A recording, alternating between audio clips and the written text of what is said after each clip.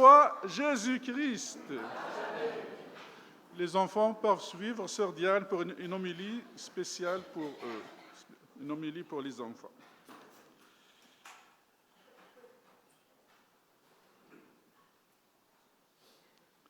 Préparez le chemin du Seigneur, rendez droit ses sentiers. Tout ravin sera comblé, toute montagne et toute colline seront abaissées.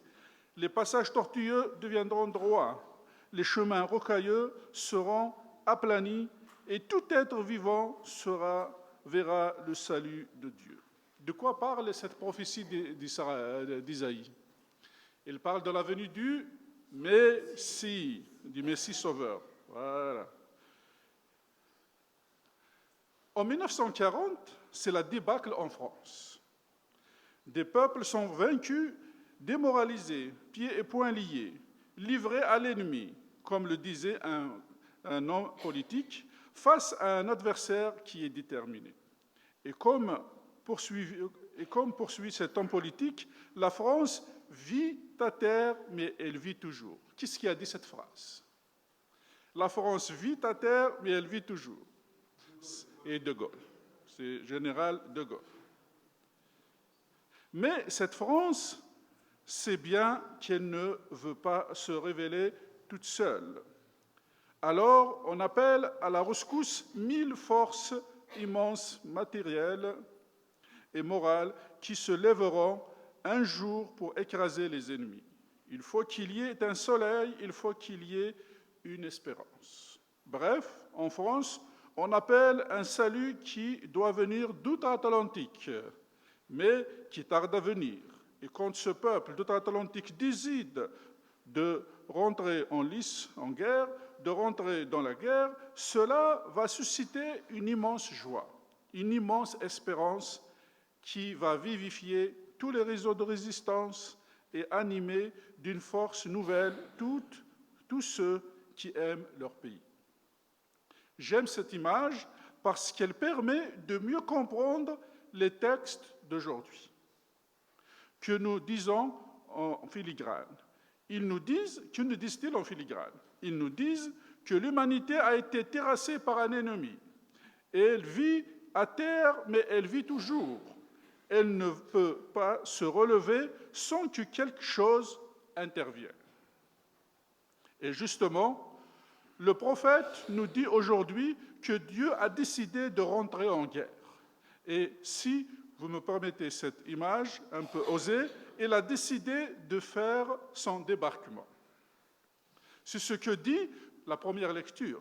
Dieu a décidé que les hautes montagnes et les collines éternelles seraient abaissées. Sur l'ordre de Dieu, les arbres des forêts produiront cet ombrage. Puis, dans la deuxième lecture, saint Paul déclare qu'il est sûr que ce salut va arriver. Dans les temps où nous sommes, je crois que c'est très important de déclarer que Dieu veut notre salut et que ce salut va se réaliser infailliblement à la manière de Dieu. Et l'Avent, c'est le moment, le temps de l'Avent, c'est le moment où on se souvient de cette décision de Dieu, cette décision qui va se concrétiser. Pourquoi est-ce important de se souvenir de ceci pendant le temps de l'Avent? C'est parce que cette décision de Dieu, c'est le fondement ultime de notre joie. Mais comment Dieu intervient-il dans notre vie? Certes, les États-Unis fabriquent beaucoup de grands bateaux et de beaux avions à 3 ou 4 000 km de l'autre côté de l'Atlantique. Et cela ne nous sert à rien tant que cela se passe loin de nous. Les entraînements sur les terrains militaires peuvent être prêts à intervenir. Ce qu'il faut, c'est que tout cela s'approche et que la distance soit franchie. Pour prendre une autre image, à quoi nous servirait le soleil s'il brûlait à quelques milliards de kilomètres plus loin de nous? Notre terre serait dans le froid, on ne pourrait pas vivre. Rappelons-nous alors qu'avec l'incarnation du Seigneur, c'est Dieu qui s'approche, Dieu qui franchit l'Atlantique, le soleil qui se rapproche pour réchauffer notre terre. À ce sujet, l'évangile d'aujourd'hui de Saint Luc est extraordinaire. C'est un grand littérateur. On le voit particulièrement au début du chapitre 3 lorsqu'il décrit l'avènement du Seigneur en évoquant tous ces noms compliqués, Lysanias, Philippe, Hérode, etc. Et il veut montrer que tout est préparé d'avance, à savoir que le pouvoir politique et le pouvoir religieux, tous préparent un nouvel âge d'or. C'est un nouvel âge d'or que veut évoquer Saint Luc. Quelqu'un viendra et en lui y a préparé le terrain. En effet, il faut préparer le terrain pour que Dieu puisse intervenir. Et pour reprendre notre métaphore, il a fallu que la résistance prépare le terrain pour que le débarquement puisse avoir lieu. Alors, soyons un peu honnêtes. Est-ce que nous préparons le terrain au bon Dieu? Est-ce que l'on est si content que cela qu'il s'approche de nous et qu'il nous sauve? Et on va essayer de voir un peu quelles peuvent être les façons que nous avons de remettre la proposition du salut à plus tard. Est-ce que nous désirons intimement, plus que tout, d'être sauvés par le Seigneur? Pour qu'un feu brûle, il faut en avoir un contact direct. Or, aujourd'hui, il me semble que parfois le christianisme devient trop un ensemble d'idées, de valeurs, une sorte d'identité, mais ce n'est plus la personne vivante du Christ. C'est comme si, pour se réchauffer, on avait la photo du feu. Est-ce qu'une photo de feu peut réchauffer? Pas vraiment. Il faut donc que ce christianisme devienne un christianisme concret. Mais comment cela va-t-il se faire? Il faut que notre foi soit aussi une foi qui espère. Nous sommes parfois très forts pour le dogme. On sait tout de Dieu, mais on n'entend plus rien de lui. C'est-à-dire que l'on veut que Jésus intervienne concrètement dans les situations de notre quotidien et on lui demande avec insistance, cette situation difficile dans mon travail, les dégradations des relations dans mon couple, quand cela devient difficile et que l'on n'arrive plus à communiquer, les situations compliquées d'éducation dans lesquelles je ne comprends plus mes adolescents ou ils m'échappent. Seigneur, interviens s'il te plaît. Et peut-être aussi quand on regarde notre pays, ce délabrement moral qui nous fait souffrir. Est-ce que je crois vraiment que Dieu peut intervenir là-dedans et qu'il y a des intercesseurs prodigieux qui sont les saints et nous en avons de nombreux en France? Est-ce qu'on les supplie, ces saints? Non pas simplement pour sauver une identité, mais parce que pour que renaisse ce brasier et cette beauté du Christ vivant au milieu de nous, dans notre nation et dans nos familles. Voilà, je pense que si beaucoup de gens sont déprimés, c'est parce que Dieu est devenu plus une idée qu'une personne vivante et aimante. Comment cela va se faire? Eh bien, justement, par la prière. Notre prière, c'est justement ce qui fait de Dieu cette personne vivante. Si nous ne prions pas Dieu, il reste comme une entité rationnellement satisfaisante peut-être, mais pas plus. J'aime cette phrase du Père Lamy, il dit ceci. Qu'est-ce que la prière sinon la toute-puissance de Dieu mise à notre service? Oui, la prière est la toute-puissance de Dieu mise à notre service. Est-ce que nous le croyons vraiment? La prière est puissante parce que Dieu est puissant. Souvenez-vous de cette image, ou plutôt de ce fait du XIXe siècle, dans l'apparition de la Vierge Marie à Sainte Catherine Labouré ou à la rue du Bac. On se rappelle de la Sainte Vierge avec ses mains dont sortent des rayons. Comme vous vous en souvenez, certains des rayons sont allumés et d'autres éteints. Catherine demande alors pourquoi cette différence entre les rayons à la Vierge Marie?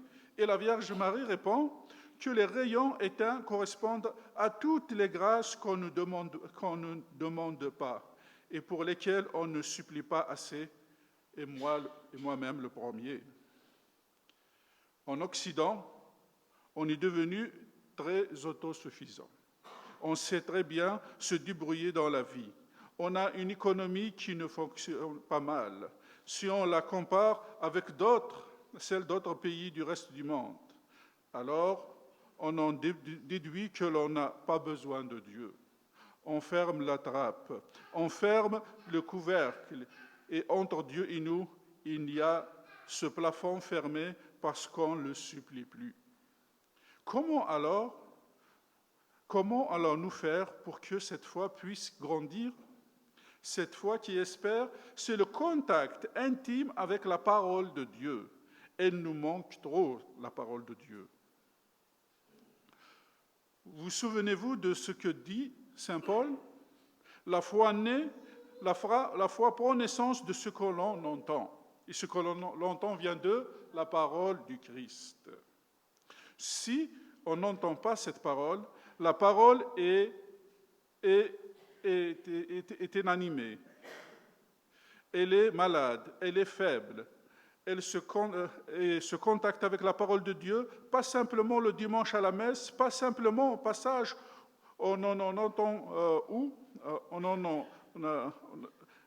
on l'apprend pour épater, on prend pour lire un petit bout peut-être de temps en temps, mais un contact intime, vivant et quotidien avec la parole. Il ne s'agit pas de lire pour l'avoir lu, ce serait terrible, mais pour la lire comme quand on rencontre un ami pour le rencontrer, et non pas pour l'avoir rencontré. À quoi ça nous sert? C'est une insulte si on fait ça à ses paroles ou à ses amis, à cet ami. Donc, premièrement, il nous faut la prière. Deuxièmement, un contact avec la parole. Et troisièmement, il nous faut aussi entrer dans une attitude de conversion. Il y a peut-être aussi dans notre cœur des choses qui font obstacle à Dieu. On ne prépare pas ce débarquement, entre guillemets, on est un petit peu fermé sur soi-même. Qu'est-ce que cela signifie? Qu'est-ce que signifie il faut ôter les obstacles? Comme le dit la prophétie d'Isaïe. Comme le dit Jean-Baptiste dans cette prophétie d'Isaïe, à ceux qui viennent le trouver, aux militaires qui sont violents avec les populations. Il nous faut débusquer dans notre vie, dans notre cœur, tout ce qui est en connivence avec le péché. Il y a parfois des péchés qu'on se permet et qu'on ne dénonce pas. Un jour, en ouvrant un tiroir, j'ai trouvé une souris. Alors, j'ai essayé de lui courir après pour la mettre dehors. Mais comme elle est forte, je n'y suis pas arrivé. Et je me suis alors dit que c'était une bonne image du péché qui est dans notre cœur et qu'on ne dénonce pas. C'est comme d'avoir cette petite souris chez soi, de ranger de la nourriture sainte qui va être mangée ou salie, car elle va passer partout. La nourriture saine, pas sainte. Voilà.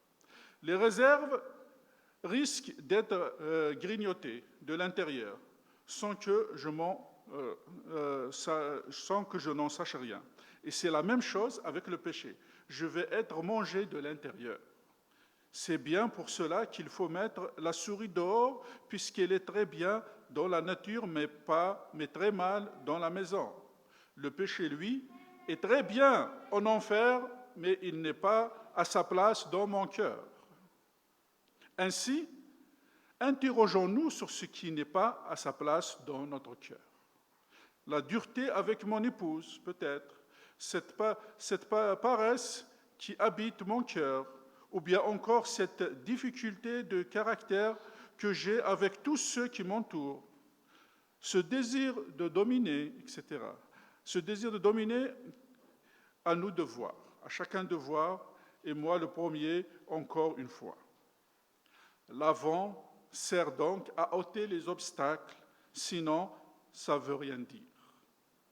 Enfin, une dernière chose, il ne faut pas oublier la pénitence. Savez-vous comment faire pour qu'un feu s'alimente? Il faut y mettre du bois. S'il n'y en a pas, le feu s'éteint. Ainsi, les petites pénitences sont le bois que l'on met dans le feu. Ainsi en est-il des petites pénitences qui sont comme du bois que l'on met dans le feu. Cela peut être un petit effort de caractère, cette petite privation volontaire de jeux vidéo par exemple, ce petit moment de prière supplémentaire. Voilà tout le bois que nous pouvons ajouter au feu, sans rigueur, pas de ferveur. Chers frères et sœurs, pour terminer, demandons cette foi qui espère. Demandons ce contact intime avec la parole de Dieu. Demandons cette conversion et cette pénitence. Alors, la puissance de Dieu va traverser notre vie et puis peut-être qu'elle changera le monde. Demandons toutes ces choses à notre Maman du ciel, à la Vierge Marie. Amen.